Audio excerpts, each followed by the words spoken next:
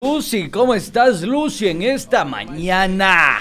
Dígame que les gusta B.B. King, por favor. Dígame que le gusta B.B. King. ¿A quién no? Suena muy bien. Sí, te gusta, pero sí sabes que tocamos, ¿no? O no tienes mucha idea. O prefieres Chayanne, o Ricardo Arjona, o Ricky Martin. Lo uno no excluye lo otro. Ah, ya, las dos ahí mismo, Sí, dice. sí, Un ¿por qué mixing. no? Un mixing.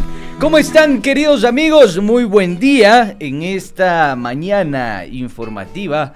Acá inicia nada más y nada menos que 7F Plus, la otra política.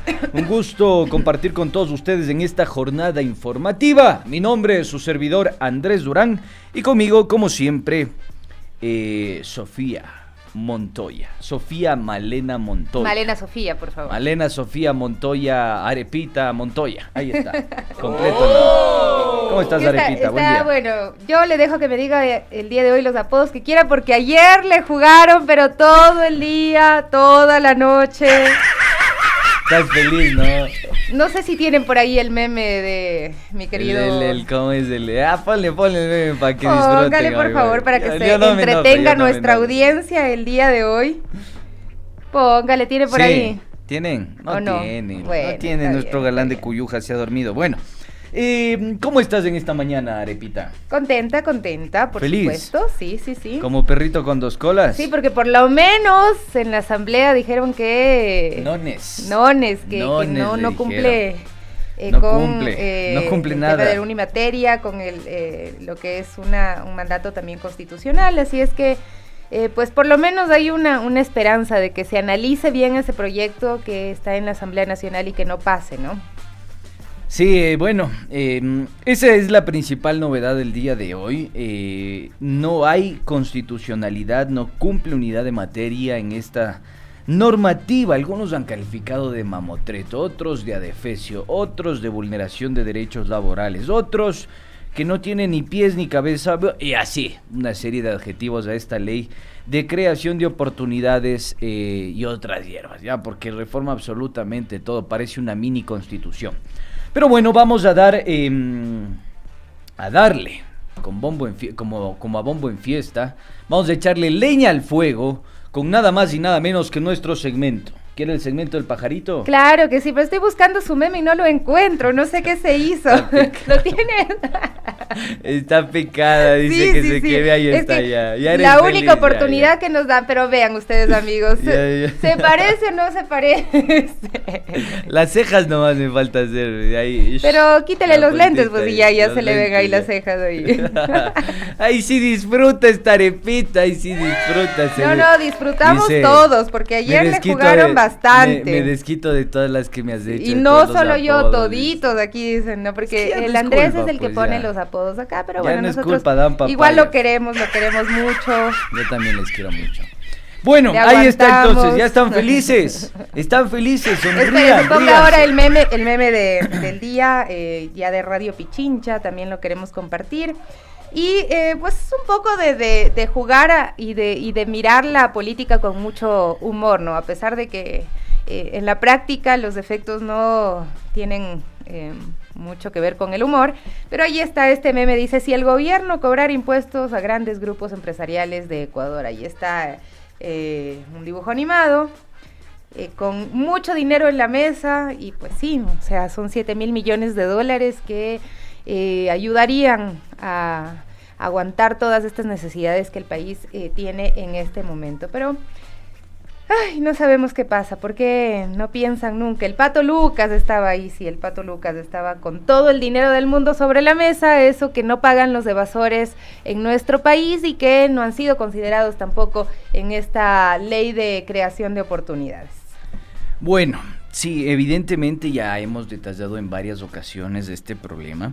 Y no solo fíjate que al tema de la evasión tributaria que bordea los 7.600 millones de dólares según la CEPAL, se suma la impugnación que hacen ciertos grupos económicos. Yo me atrevo a decir que son grupos económicos. ¿Por qué? Porque hoy por hoy se encuentran impugnadas ante la justicia o por el proceso administrativo aproximadamente 5,000 millones de dólares. Ya, 5,000 millones de dólares. ¿Qué quiere decir esto? que, digamos, el día de mañana yo voy a poner un ejemplo. Grupo El Juri, me siento afectado por el fisco, voy e impugno unos 200 millones de dólares. Eso queda completamente impugnado y no se puede cobrar. Y está incluso en la propia ley, en el propio proyecto de ley. El gobierno dice que los procesos podrían durar aproximadamente 8 años. Uh-huh. Entonces, como va a durar mucho, mejor démosles en cómodas cuotitas, en facilidad de pago. Amorticémosle un poquito, no les carguemos los intereses de mora. Fíjense cómo va en contra de todos los cánones y patrones. Te doy algunos nombres de esos grandes grupos económicos. Entonces, Plus Petrol Ecuador tiene impugnado una deuda por 5 millones de dólares, ya con facilidades de pago, otra deuda por 2.600.000 dólares. Tenemos otra petrolera también, Construcciones y Prestaciones Petroleras, tiene impugnado 4.914.000 dólares. Tenemos el Banco Bolivariano, algo más de 212.000 dólares. Está también Gerardo Ortiz e Hijos con 3 millones de dólares más o menos impugnados en el servicio de rentas internas. Y pues la lista es larga. A ver, ¿a quiénes más tenemos por acá? Nestlé Ecuador, 6 millones de dólares impugnados en el SRI. Diners Club también, 11 millones de dólares impugnados. Los Acosta. Tenemos Banco de la Producción, 7 millones de dólares impugnados en el SRI. Omnibus Transportes, 14 millones de dólares también impugnados en el SRI. Y bueno, estos son los grandes grupos económicos, ¿no? Y así vamos sumando. Banco Pichincha, 10 millones de dólares. Pague, Banco Pichincha, no sea así, usted sí tiene platita. Bebidas Arca Continental, 5 millones de dólares. General Motors, 382.000. Este está menos. Está menos. Sí, pero bueno, sí. Así vamos sumando, queridos amigos, y pues ahí se alcanza el nivel de... 8 años pueden tardar estos procesos. 8 años según la propia ley, el proyecto de ley. Está en el proyecto de ley, queridos amigos. Entonces dice, el gobierno dice, ¿cómo van a demorar 8 años? Mejor démosles en cómodas cuotitas. Entonces, que la educación y la salud y todas las necesidades que tiene la sociedad ecuatoriana sigan esperando. Oiga, pero esta me llama más la atención. A ver, Tesalia suéltalo. Springs Company, 55 millones de dólares impugnados. ¿Y por qué digo esto? Que es súper importante, porque según nuestra constitución, nuestra normativa, el Código de las Finanzas Públicas de este terruño llamado Ecuador, hay que financiar los gastos permanentes con ingresos permanentes. ¿Cuáles son esos ingresos permanentes? La recaudación tributaria. ¿Por qué no el petróleo? Porque está en función de las fluctuaciones del mercado internacional. Pero eso, tu pana, querida Arepita, tu pana del arroz con huevo y arepita. No es mi pana. No. No. ¿No te has pegado unas arepitas con él? No, yo... No. Bueno, entonces el pana del Adrián, el del arroz con huevito. Requisito para que sean amigos míos, que sean primero buenas personas. Bueno, entonces ya no es tu pana, ya, chao, ya no eres el pana de la arepita. Entonces, este señor dejó manoseando el propio financiamiento de salud y educación. Y esto es importante decirlo, queridos amigos, porque lo que no está recaudando el Estado afecta de manera directa a los rubros que son egresos permanentes, salud, educación. Entonces, bueno, ahí vemos que la solución es darles cómodas cuotitas a estas grandes empresas, muchas de ellas beneficiadas en tiempos de sindemia. Ahora sí vamos con el pajarito azul, vamos a ver qué dice Larry en esta mañana. Gracias por acompañarnos, amigos y amigas de 7F Plus, la otra política. ¿Qué dice Larry?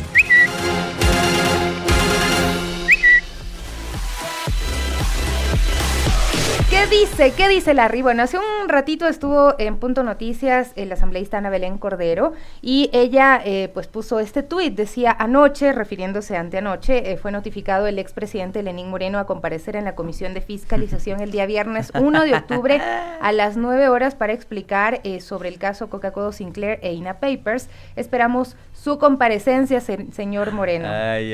Puede asistir vía telemática, ¿no? Porque no está en el país, se nos fue, se acuerda que notificó 30 segundos antes de estar ya volando.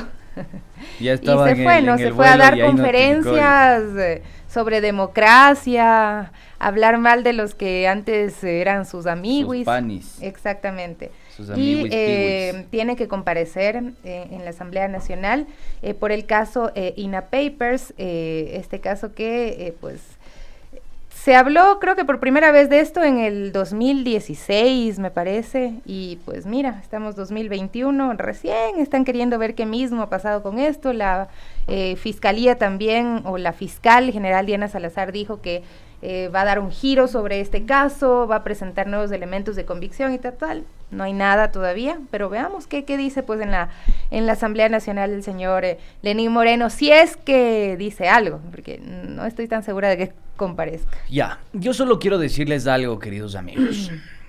¿Por qué no medimos con la misma vara a todos? ¿Por qué el lawfare fue prioridad y el principal objetivo del gobierno anterior? ¿Por qué los métodos de guerra no convencionales, como dijo el general Dunlap, general de la Fuerza Aérea de los Estados Unidos, fue un principal objetivo en el gobierno anterior? ¿Por qué eso no se denunció? ¿Por qué recién ahora, cuando se denunció en el año 2018 el entramado offshore o el presunto entramado offshore del señor Moreno, recién ahora, en 2021, quieren ponerle celeridad? Cuando el señor expresidente de la República ni siquiera se encuentra en el país. ¿Por qué? ¿Por qué para el caso Sobornos se mostró una celeridad que rompió récord Guinness a nivel mundial? 16 procesos de casación en 17 días, cuando el promedio era entre 6 meses y 4 años. ¿Qué pasó, Arepita? No sé. Alguien le pinchó en la computadora. Se infiltraron. Bueno, ¿por qué? ¿Por qué estos procesos de casación cuando, digamos, lo normal es que se demoren entre 4 meses y 4 años, demoraron 17 días? ¿Por qué no mostraron esa celeridad cuando se denunció que había un subregistro de las muertes en pandemia, en sindemia?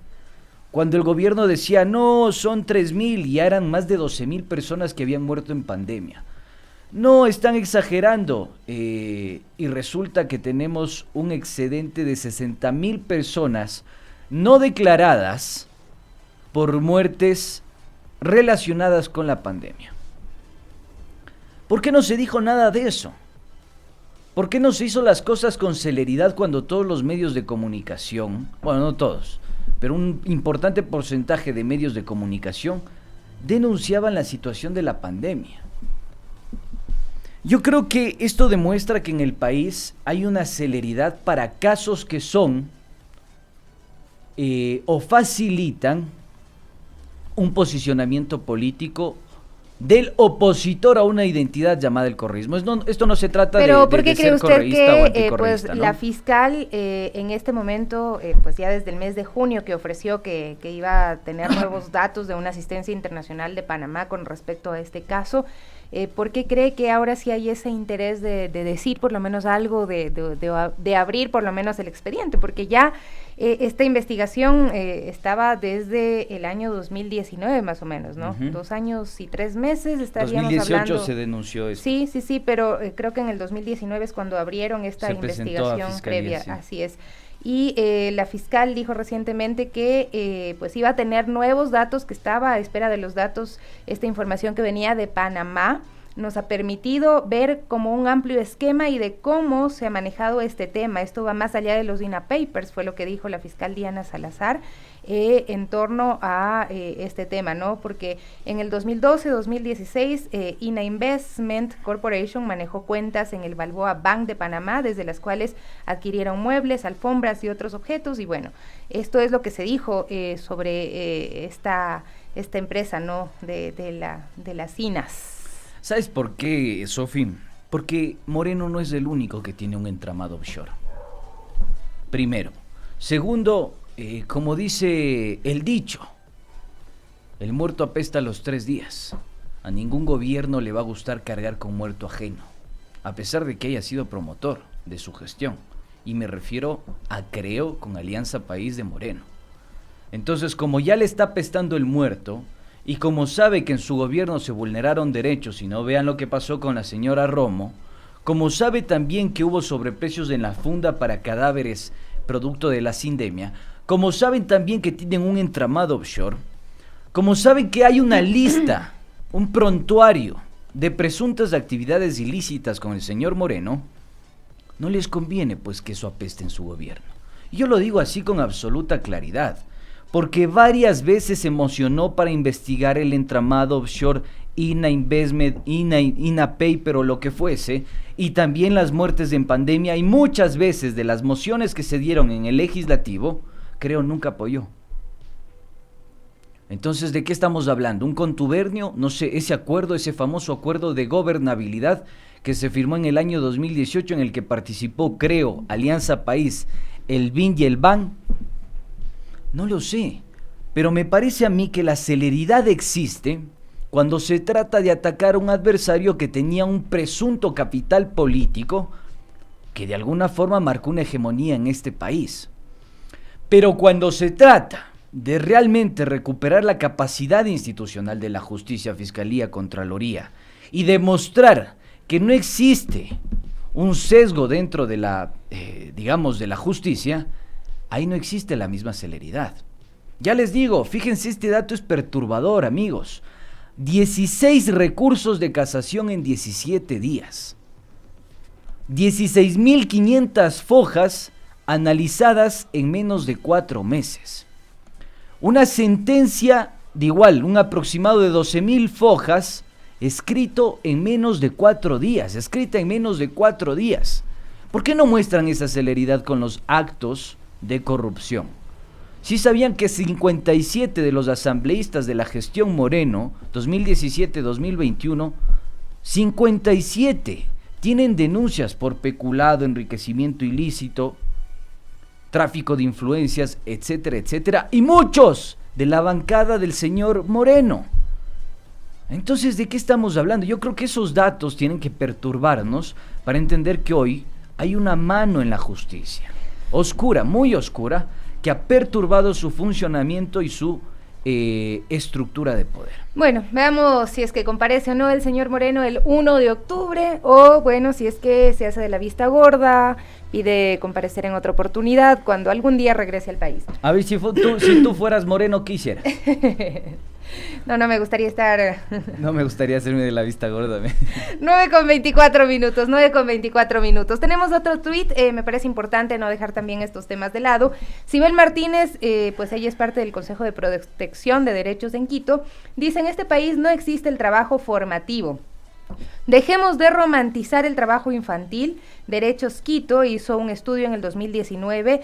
Niñas menores de 14 años son los que más trabajan pese a estar prohibido. Los mayores de 15 que trabajan son explotados. Perciben $90 en promedio, muchísimo menos que pues un salario mensual básico. El trabajo infantil debería prohibirse en el país y frente a esta crisis atípica que enfrentamos con mayor razón. Es lo que dice Sibel Martínez en torno a lo que se ha estado tratando en esta ley de creación de oportunidades, donde pues quitan algunos puntos que protegían o eran necesarios cumplir para que los menores de edad, desde los 15 hasta los 17 años, puedan trabajar, ¿no? Entonces, ella dice, en base a un estudio que se hizo en el año 2019, que los niños menores de 14 años son los que más trabajan pese a estar prohibido, y que los mayores de 15 años también son explotados y perciben $90, porque yo he visto muchos comentarios que dicen, pero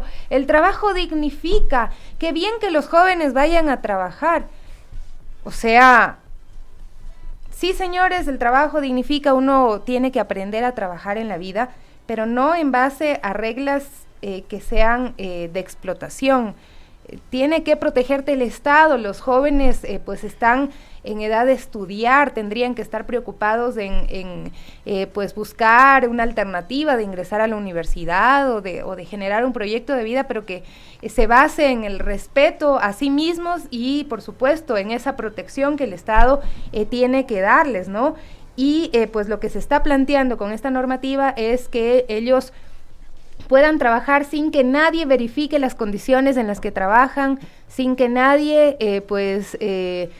vea si es que se está cumpliendo su derecho a la educación. Tendrían incluso menos tiempo que en el Código de Trabajo, que tienen 2 horas, o sea, pueden trabajar solamente hasta 6 horas actualmente en el Código de Trabajo. En esta nueva normativa que ha sido planteada, pues les dan 1 horita para los estudios y o sea, meterlos dentro de esta ley de explotación laboral plantea esta visión que tienen sobre lo que son los derechos de la infancia, los derechos de los niños, niñas y adolescentes. Ahora, hay algo que puede servir como una especie de justificativo si se lee entre líneas.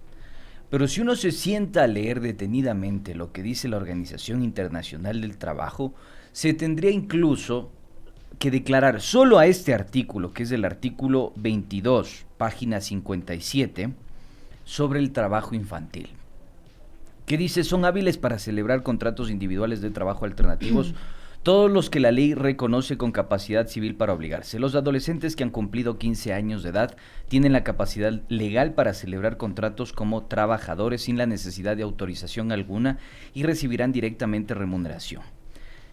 No establece este artículo cuáles son los requisitos que se tiene que cumplir. Vulnera incluso el propio convenio y acuerdo firmado con la propia OIT, que es del 138, que lo dijimos en su momento. ¿Qué dice el 138? Clarito, pondrán atención y mucho cuidado. El mismo establece que los estados deberían elevar progresivamente la edad mínima a un nivel que haga posible el más completo desarrollo físico y mental de los niños. Ellos aseguran que los 15 años puede ser considerado como una edad prudente, pero 15 años en Estados Unidos es prácticamente el equivalente a los 18 años acá en el Ecuador. Digo, en cuanto a formación académica, por poner un ejemplo. No está diciendo que 15 años es la edad ideal de la cual debería arrancar el trabajo. No. Y fíjense en estos requisitos que establece el convenio 138 que firmó el Ecuador con la OIT. Dice: el 138 exige que la edad a la cual un niño termina su educación obligatoria y la edad mínima de admisión al trabajo sea la misma. Es decir, que si en el Ecuador terminan a los 17 o 18 años, esa tiene que ser la edad, no los 15. ¿Ya? Y también dice, el 138 establece que en 18 años la edad mínima para realizar trabajos peligrosos, eso no está definido en el artículo 22 del proyecto de ley.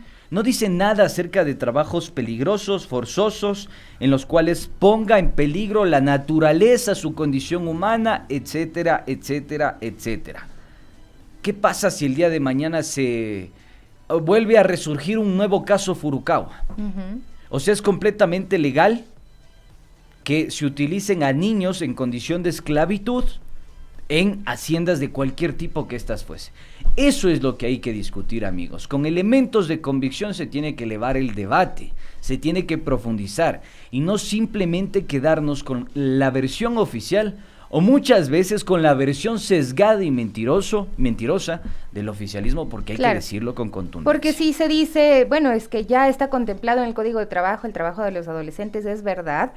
Sin embargo, se habla en el Código de Trabajo de que esta jornada no podrá exceder las 6 horas diarias durante un periodo máximo de 5 días a la semana, y los contratos de los cuales habla esta ley de creación de oportunidades son contratos en los que la jornada se puede dividir hasta en 6 días a la semana. Pueden generarse jornadas de trabajo de hasta 12 horas, o sea, no tiene sentido que se incluya o que se hable del trabajo de los adolescentes en un proyecto de ley que pues flexibiliza las condiciones de trabajo. Creo que esto pues iría en contra de la Constitución y de las mismas leyes que ya están establecidas, ¿no? Hay que proteger a los adolescentes, a los niños, niñas, adolescentes, y pues no está bien. O sea, por lo menos si van a debatir, háganlo poniendo todos estos puntos sobre la mesa y tomando en cuenta estudios como el que hace el Consejo de Derechos de Quito, donde da cuenta de que aún con la ley actual, con el Código de Trabajo, los adolescentes son explotados y ganan en promedio $90, con el pretexto de que están en pues aprendizaje y demás, terminan ganando este monto. Yo digo, bueno, o sea, no sé a qué edad empezaste a trabajar tú. Yo empecé a trabajar a los 14 años, pero estuve haciendo una actividad que parecía un hobby, que era empezar a trabajar en radio. Es decir, no me quitó las oportunidades de estudiar, trabajaba además 2 horas diarias. Y sí, es verdad que uno pues va conociendo el mundo laboral, vas determinando qué es lo que te gusta hacer en la vida, pero no con condiciones de explotación. Bien, quédate con esa idea, volvemos en un brevísimo segundo, así que quédense con nosotros en la sintonía de Pichincha Comunicaciones. Volvemos enseguida. Volvemos en un momento. 7F Plus, la otra política. Bueno.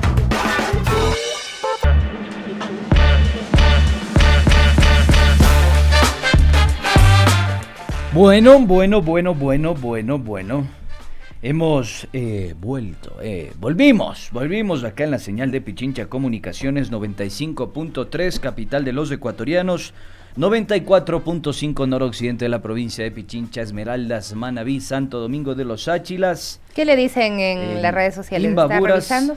Está lindo, mira la interacción de Sí, hoy día no le han hecho bullying. No, les ha gustado más, creo, el peinado. No me han dicho nada.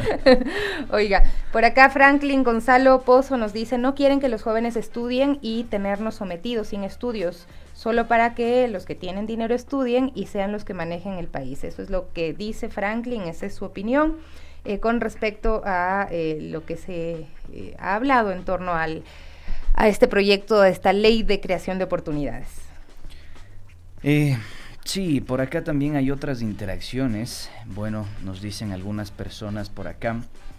Fanny García, por ejemplo, nos dice, acomodan las leyes conforme a sus conveniencias, son sinvergüenzas, malos y malvados. Está bien, es su apreciación.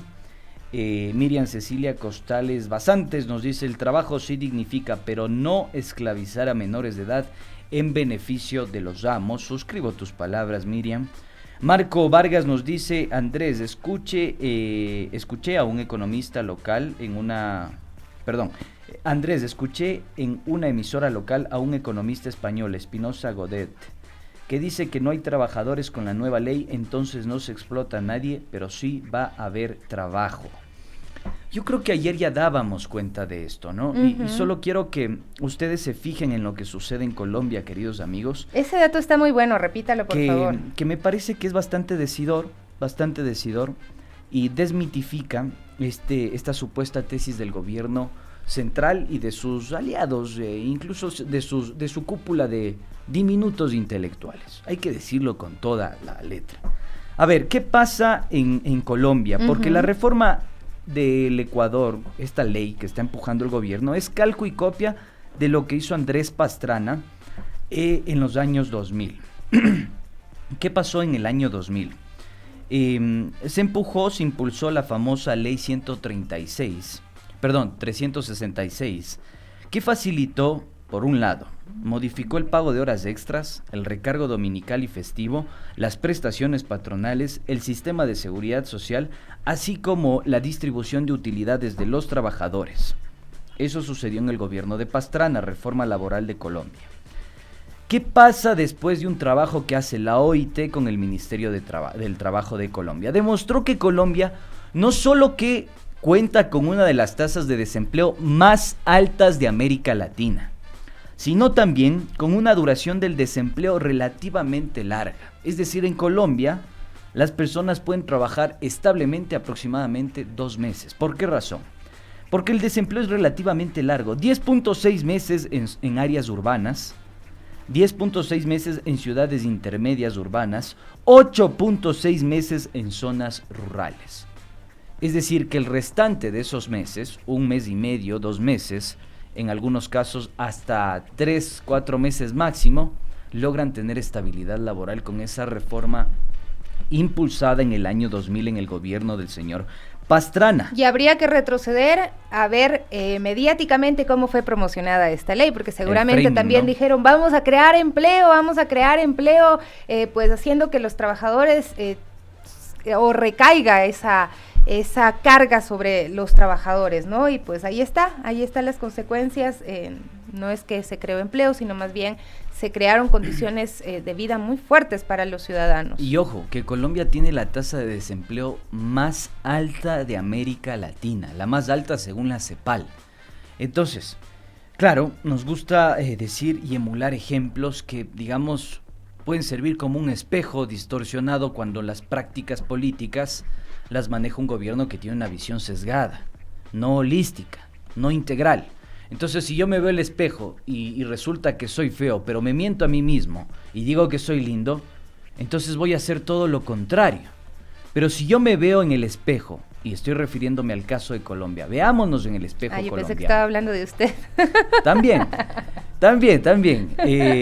Y si me veo en el espejo, me veo en el caso colombiano y veo que realmente eso no me ha llevado a buen puerto, porque tienen las peores cifras en desarrollo laboral, promoción de empleo, yo creo que el sentido común tiene que prevalecer y decir, chuza, no es conveniente para el Ecuador emular esa fórmula y esa estrategia, porque, oh casualidad, Colombia estuvo paralizado más de 2 meses hace escaso tiempo. Y eso no ha sido noticia en este país y todavía no se logra entender por qué razón o cuáles fueron las condiciones que facilitaron esa protesta social. Bueno, vamos a nuestro segmento, el que sabe, para hablar de inseguridad. Teníamos un tuit sobre el tema de las cárceles, para el que dice Larry, pero lo vamos a pasar a el que sabe, porque realmente pues todo esto es parte de lo mismo, ¿no? De esta sensación de inseguridad que estamos sintiendo los ecuatorianos y ecuatorianas, y que está fundamentada en los datos, en las cifras y en pues estos hechos tan lamentables, repudiables, que están sucediendo en las cárceles del Ecuador.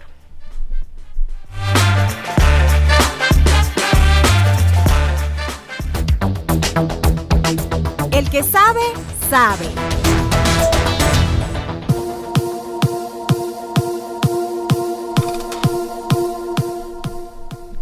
A ver, cuénteme. Empecemos con el tuit de Fiscalía Ecuador.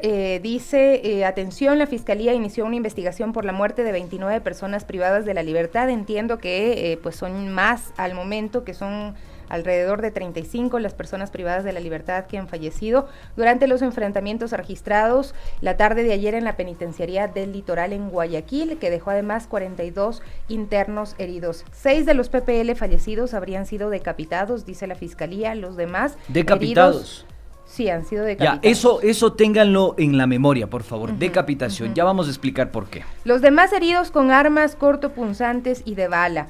Personal de medicina legal, criminalística, policía judicial también acudió al levantamiento de cadáveres y recolectaron los primeros indicios. Ahí están estas imágenes de la policía en los exteriores de la penitenciaría y lastimosamente han rodado muchas imágenes.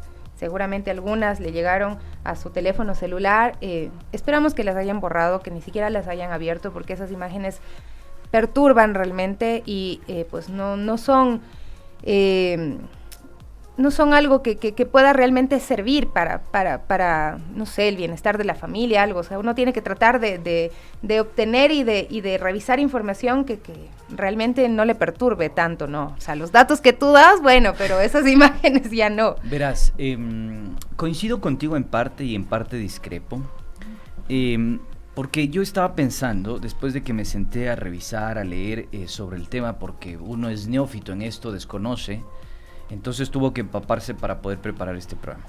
Pero yo sí creo que hay algo que no está entendiendo el gobierno nacional y no estamos entendiendo los ecuatorianos. Y creo que el señor Carrión, el señor Pontón y los académicos que han pensado la seguridad estratégica del Estado, me parece que tienen la posta en cuanto a analizar esta situación, desmenuzarla y entenderla. Y claro, uno se pregunta, ya estamos en el que sabe, ¿no? Sí. Ah, ya. Yo pensé que teníamos que mandar el que sabe. ¿Qué pasa? Sí, desayuno. Ya, después. Ya. A ver si en las mejores casas pasa, hermano. En las mejores casas pasa también. Ya. Después de media hora. Bueno, está bien. Siga, no. El análisis es fuerte. A ver, ya. Pónganse serios, ya no se rían más. Verán, les decía que estos análisis han facilitado que nosotros podamos dimensionar el problema que tenemos enfrente de nuestras narices. Muchas veces se reduce el tema de la inseguridad a disputa de bandas. Uh-huh. Falso. Muchas veces se reduce el tema de la inseguridad a la penetración que han tenido los cárteles. Falso también. Pero no deja de ser cierto. Espérate, es que hay un tema que estamos analizando los efectos y no las causas. Entonces, para entender la causalidad de la inseguridad en el país, tenemos que empezar a ver al narcotráfico, al crimen organizado como un modelo de business, un modelo económico. Cuando logremos ver eso, vamos a entender que lo que tenemos que hacer es evidentemente posicionarnos en el mapa de intercambio comercial del narcotráfico y ver qué es lo que está haciendo el Ecuador. ¿Está demandando consumo? ¿Está ofertando consumo? ¿O simplemente es un lugar de tránsito por el que pasa la droga? Fíjense estos datos recontra perturbadores, queridos amigos. Según la Comisión Económica para América Latina, el narcotráfico en Colombia representa 5% del PIB nacional.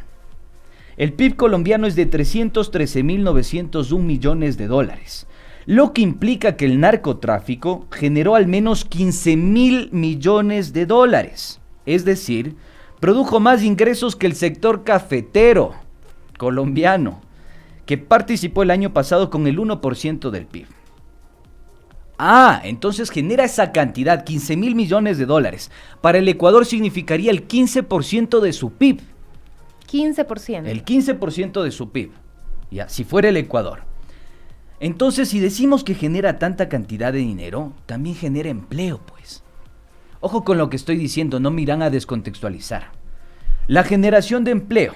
Ya, el sector cafetero genera un aproximado de 730.000 empleos directos según la Federación Nacional de Cafeteros de Colombia.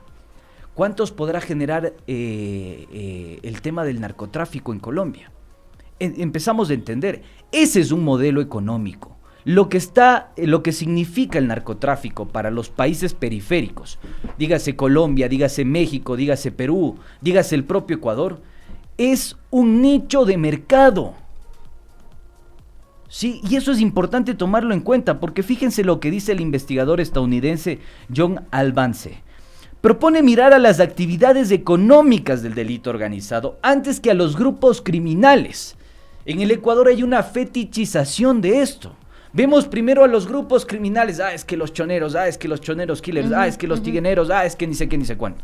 Y no se ven las actividades económicas de dichos grupos criminales. Claro, cuando vas a Tonsupa, a Same y ves un montón de edificios altísimos que han sido levantados y que están abandonados, ¿de dónde saldrían pues esos edificios? ¿Quién tendrá la plata para hacer esos edificios y dejarlos botados? Buen punto, Arepita.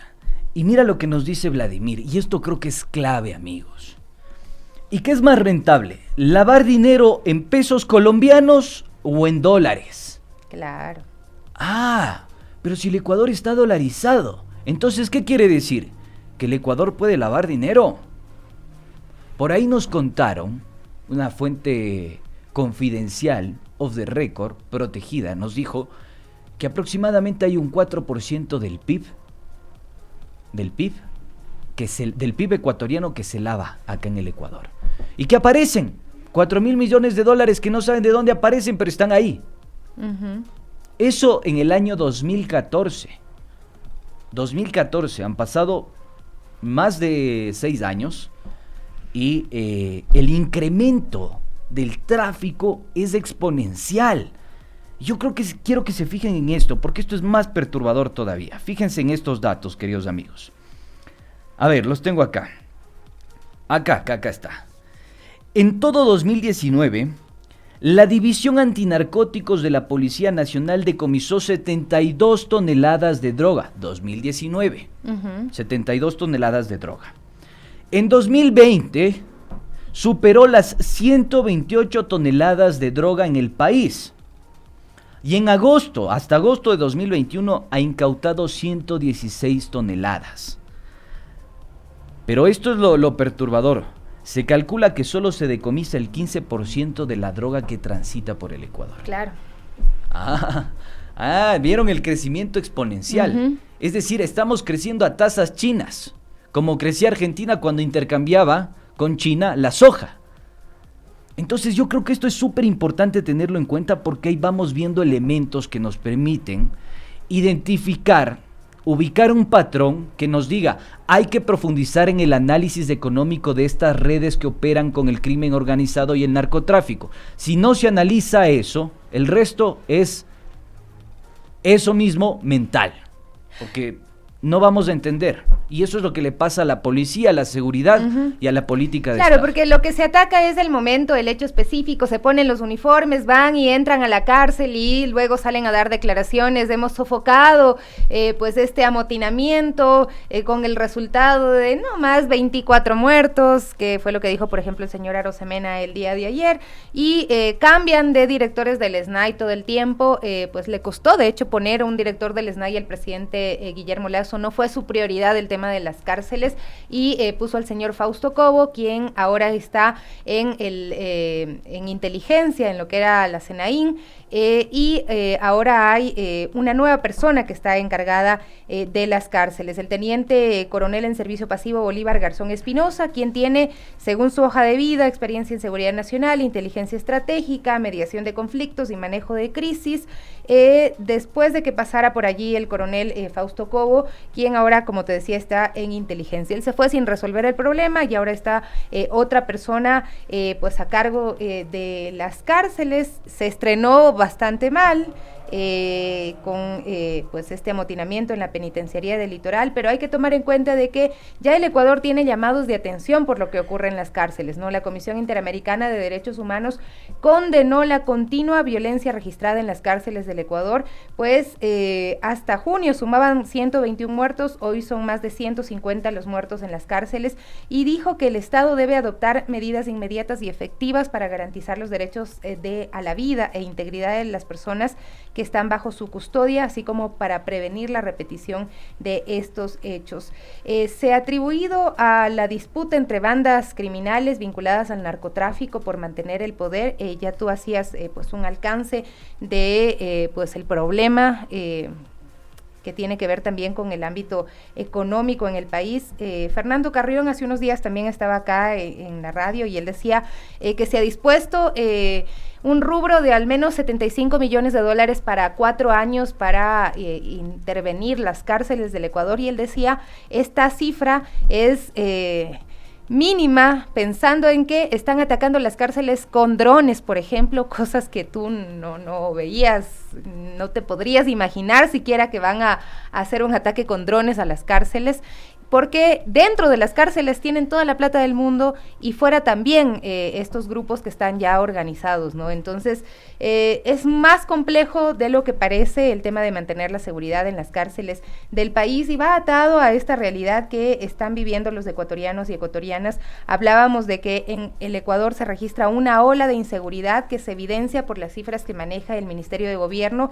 Entre enero y agosto de este año se produjeron 1.427 homicidios intencionales. En los primeros 8 meses del año ya se supera con creces la cifra del 2020, que alcanzó a 1.372 en 12 meses. Los meses en los que se registraron más homicidios fueron febrero con 224, mientras que en julio y agosto fueron asesinadas 193 y 198 personas respectivamente. Esta información pues más detallada sobre las muertes nos indica que 258 personas fueron asesinadas los días martes, sábados y domingos. También pues se acumulan en estos días 443 muertes. En cuanto a los horarios, tú lo mencionabas ya, estos delitos se cometen la gran mayoría entre las 18 horas y las 23 horas con 59 minutos. Y también se da este análisis desde la edad de las personas que son asesinadas. De estas 1.427 personas, la mayoría estaba en edades entre 20 y 45 años. Además, según el Ministerio de Gobierno, hasta agosto se produjeron 1.213 asesinatos, es decir, actos intencionales y premeditados, 154 homicidios y 45 femicidios. La tasa acumulada de homicidios por cada 100.000 habitantes es de 6.5% para el 2020, donde ya se había registrado un incremento. Así es que, obviamente, cuando vemos las imágenes de estos hechos de violencia que se han registrado, por ejemplo, en Quito, tenemos algunas imágenes, por ejemplo, lo que pasó en la Villa Flora, donde fue asesinada una adulta mayor, pero también otros robos, y ya incluso están involucrados, o por lo menos eso muestran las imágenes, agentes de la AMT. Tenemos un video que se hizo viral también el día de ayer. La AMT ha respondido que está investigando este tema, ¿no? Porque se ve que son uniformados, por lo menos tienen los uniformes de la Agencia Metropolitana de Tránsito. Estos videos están ya en manos de las autoridades para determinar si es que efectivamente son funcionarios de la AMT, pero le asaltan ahí a unos jóvenes que estaban pasando. Lo propio, hubo otro asalto a una pareja en Quito, en el barrio Clemente Ballén, me parece, en el sur. Y también el joven intentó defenderse y le empezaron a atacar con un arma blanca. No sé en qué estado quedó el chico, no tenemos información sobre eso. Sin embargo, en el video se ve que la joven a la que le quitan la cartera se queda inmóvil, paralizada, viendo cómo le atacan a su pareja o a su amigo, no sabemos. Y también tenemos otro video de un asalto en el Batán, que igual van corriendo y le asaltan a una persona, y esas cosas son a las que estamos expuestos ahora mismo los ecuatorianos. Y bueno, uno dice, al final, si fuera solamente que te van a robar las cosas, bueno, se recupera, pero el tema es que la violencia se ha incrementado y que hoy es muy fácil que en un momento determinado un asaltante pues termine por llevarse también tu vida, ¿no? Y dejar en una situación muy compleja a tus familiares, a tus seres queridos. Así es. Tú has hecho un resumen, has pasado revista sobre los efectos de la inseguridad. Estos son los efectos, los resultados de la inseguridad. Yo quiero volver a las causalidades de la inseguridad. Y para eso es súper importante que nosotros tomemos conciencia de lo que está sucediendo. Voy a dar algunos datos perturbadores. Uh-huh. Crisis de seguridad del primer semestre del año 2018. ¿Qué pasa en el 2018? Cuando viene el señor Mike Pence, cuando Ecuador firma este tratado con Colombia en materia de seguridad y defensa, cuando se cambia la política de seguridad y pasa a ser una política securitista, ¿no? Cuando no hay, digamos, una prevención del delito, sino un combate paliativo al delito. Eso es lo que pasa en el 2018. Hay que entender, después de graficar y ejemplificar el modelo de business, de negocio del narcotráfico, meternos con la infraestructura criminal del narcotráfico. ¿Cómo opera la infraestructura criminal del narcotráfico en Colombia? ¿Cómo opera en México? ¿Y cómo opera en el Ecuador? Ojo, eso es importante. ¿O ustedes piensan que es casual que un edecán o exedecán del presidente de la República, del expresidente de la República, el señor Moreno, haya sido pues procesado recientemente y declarado 24 meses de prisión y una multa de $4,000 por el transporte de cocaína en la costa del Pacífico? Y me refiero al sargento segundo Cristian Suárez. Y fue detenido cuando estaba en servicio activo y en comisión de servicios. Viajaba con Moreno de Lima a Quito, en la Cumbre de las Américas. Y esta persona era nada más y nada menos el encargado de dar seguridad a la hija de Moreno, Karina de Moreno. Elemento 1. Piensan que eso es casualidad. Elemento 2. Vamos a ver qué pasó. Efectivamente, el 13 de septiembre de 2018. Se logra la incautación de más de 1 tonelada de cocaína en la base aérea de Manta. Base aérea de Manta. Base que pertenece al Ejército Nacional. ¿sí? Base que pertenece a las Fuerzas Armadas. Ya me había olvidado de eso.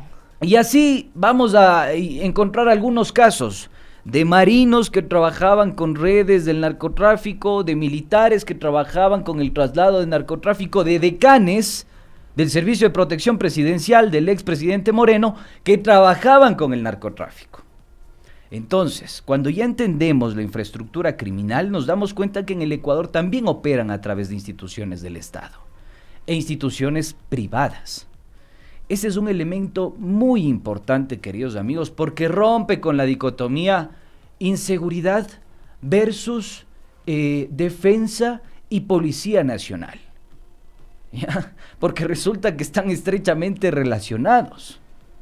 Entonces, cuando entendamos eso, vamos a entender que evidentemente el narcotráfico ha comprado a ciertos agentes de seguridad del Estado, a cierta infraestructura y capacidad del Estado y a ciertos elementos de la defensa exterior o fronteriza del Estado.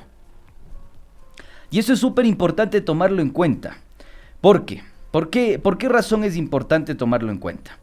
Porque uno se pregunta, en un sistema penitenciario, con toda la protección del caso, con todo el contingente policial, ¿cómo mismo pues es que transitan las armas? ¿Cómo mismo es que logran operar drones? ¿Cómo mismo es que logran meter, digamos, un contingente bélico? Lo hacen con la venia de las fuerzas del orden. ¿Por qué? Porque ellos también están involucrados. Claro, porque es súper importante. La gente dice, la ciudadanía reclama mucho que a veces la policía no tiene ni para gasolina para hacer los patrullajes, pero los delincuentes sí están súper armados, tienen pues mucha tecnología a su alcance en este momento y armas hay, pero a montones en nuestro país, no sabemos qué está pasando y precisamente no nos preguntamos de dónde vienen esas armas, ¿no? ¿Tú sabías que hoy por hoy el Ecuador tiene escuelas, pero escuela para la formación de sicarios? En Durán, esto no me estoy inventando, sucede. En Durán hay una escuela para la formación de sicarios. El señor que encabezaba esta banda se llama Ben 10, salió recientemente de la cárcel, es uno de los líderes de los Chonero Killers y abandonó la celda 21 del ala 3 del pabellón 2, que ocupó 6 meses. ¿Y saben qué pasó cuando salió de la cárcel? Se retiró, esto dice el informe policial. Se retiró del lugar en un Ford doble cabinas sin placas de color verde y vidrios polarizados. Así nomás, así nomás. Eso es lo que sucede hoy por hoy en materia de seguridad. Y nadie dice, veamos lo que hizo el señor Obama en el año 2008. Porque antes la demanda de cocaína específicamente se concentraba en los Estados Unidos. Estados Unidos demandaba el 44% de la producción mundial de cocaína. Eso bajó al 25-27% y se replegó hacia Europa. ¿Por qué? ¿Qué hizo el Instituto de Prevención de Drogas de Estados Unidos?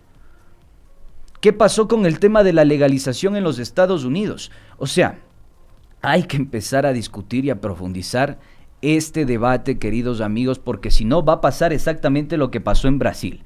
Y fíjense lo que pasó en el Brasil, con esto cierro. Hoy por hoy, puede ser incluso un patrón para el Estado ecuatoriano establecer que en el Brasil hubo canibalismo y decapitaciones. ¿Ustedes piensan que lo que está pasando en el sistema penitenciario es alevoso? ¿Es un tiro al aire? Esto ya pasó en el Brasil. En el Brasil hubo decapitaciones y canibalismo. Puede ser incluso una marca del propio crimen organizado. Pero esos patrones no establecen la seguridad nacional del país, del Ecuador. Y no vemos lo que pasó en este país. La relación entre el adentro y afuera que establecía en su momento Fernando Carrión. No estamos concentrándonos en los patrones, no estamos viendo el modelo de business, no estamos viendo la capacidad de infraestructura que tienen y el alcance a las instituciones públicas y privadas, y si no se ve eso, no se va a poder solucionar esta situación de la inseguridad. Y más aún, que al igual que el Brasil y Ecuador, esto se agudiza en modelos neoliberales. Claro, pero ahí ¿ya? Tendrían que determinar también cuántos de estos 1.427 homicidios que se han cometido en el país hasta agosto de este año tienen que ver con el crimen organizado, ¿no? Creo que esto también le falta mucho a la policía, al Ministerio de Gobierno, explicarnos a los ecuatorianos lo que está pasando para que pues haya esta transparencia. Oye, Arepita, perdón que te interrumpa. Aunque sí genera mucha desesperanza, ¿no? Yo me quedé sorprendido con lo que dices, porque justamente Ben 10 tenía una red criminal acá en Quito, en Pichincha, y que era de ladrones, gente que hurta en las calles. Uno se quedó completamente sorprendido. Pero bueno, vamos a profundizar en una próxima sí, oportunidad. profundizaremos este tema, también lo que sucede en las cárceles. Gracias a quienes nos escriben. Patricio Morales nos manda un mensaje largo y después nos dice que estamos perdidos. Bueno, no se vayan de la señal. Así es. No se vayan de la señal, viene Pichincha Rima y va a estar el señor Pablo Ponce, fundador de Siembratón. El tema, lanzamiento de la tercera edición de Siembratón. También va a estar Marielena Ayala y también José Luis Arias. Así que quédense en la señal de Pichincha Comunicaciones. Viene Pichincha Rima.